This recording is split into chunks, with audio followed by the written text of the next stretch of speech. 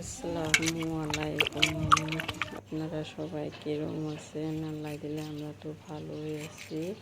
আজকে আমি কামরাঙ্গা নিয়ে এসে এখন আমি কামরাঙ্গাটা ধুয়ে ভালো করে কাটতেছি। কাটাটা এখন হয়ে গেল। এখন আমি লবণ লবণ দিয়ে দিলাম। তারপরে আমি শুকনার লঙ্কার গুঁড়া দিব, তারপরে বিট লবণটা দিব, তারপরে আমি টমেটোর সস দিব, তারপরে আরও একটা শুকনা লঙ্কা পুড়ে ওইটা একটু মেখে দিব।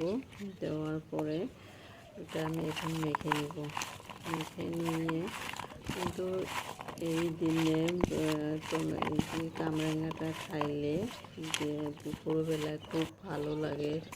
আর টমেটোর সস আর শুকনা লঙ্কাটা পুড়ে দেওয়া মানে বহুত টেস্টি হয়। আপনারা সবে বানায় খাইয়ে দেখবেন কীরকম লাগে। ভিডিওটা যদি ভালো লাগে লাইক কমেন্ট সাবস্ক্রাইব করবেন। আল্লাহ হাফেজ।